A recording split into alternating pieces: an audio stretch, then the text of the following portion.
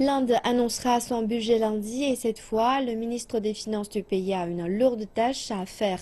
L'argent doit être dépensé pour orienter l'économie dans une direction positive tout en augmentant les dépenses dans les régimes de sécurité sociale.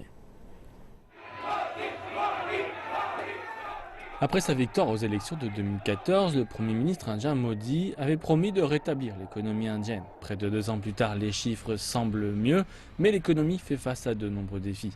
Bien que la croissance indienne ait dépassé celle de la Chine, de nombreux économistes se posent des questions sur les chiffres, lesquels résultent d'un changement dans la méthode de calcul du PIB il y a un an.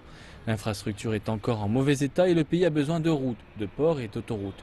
Une grande partie des 1000 milliards d'investissements que l'Inde a besoin devra venir du gouvernement. La raison de cela, les acteurs privés ont brûlé leurs mains à de nombreuses reprises à cause des retards dans les projets. Mais ce n'est pas tout. L'Inde a encore la responsabilité de sortir sa population de la pauvreté et cela signifie donner une grande attention envers les régimes sociaux et des dépenses dans la santé et l'éducation. L'investissement public doit être un point de départ à l'investissement privé. Il doit aussi être un point de départ à la demande. Je pense que nous devons penser à l'investissement public, mais l'investissement public ne doit pas être uniquement de l'investissement en capitaux. Je pense qu'à ce niveau, nous avons aussi besoin de mettre plus d'argent dans la poche des gens, en particulier pour ceux en bas de la pyramide des revenus.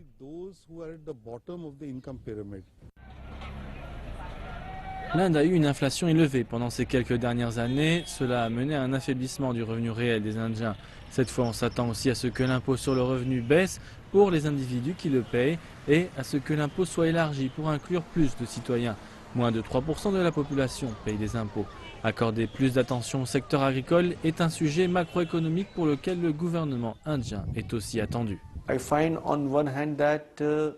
Je pense que d'un côté, le secteur des motos n'est pas si bon et que le ralentissement est là, et de l'autre, je pense qu'il y a un grand engagement envers les voitures luxueuses. Cela donne des signaux mitigés.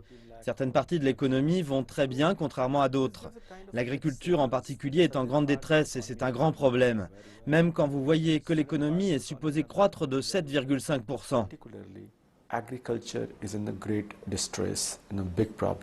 Les agriculteurs indiens sont lourdement endettés. Plus de 300 districts subissent la sécheresse. Plus de 60% de l'Inde dépend directement ou indirectement de l'agriculture. Ils espèrent obtenir des subventions. L'étude économique pour l'année financière 2016-2017 a fixé la croissance de l'Inde à 7,5%. Mais le ministère indien des Finances devra passer des réformes économiques clés sur les taxes et augmenter les dépenses dans l'infrastructure publique pour mettre le pays sur une voie longue et durable. Il a la tâche ardue de trouver un emploi pour les 10 millions d'Indiens qui chaque année entrent sur le marché du travail.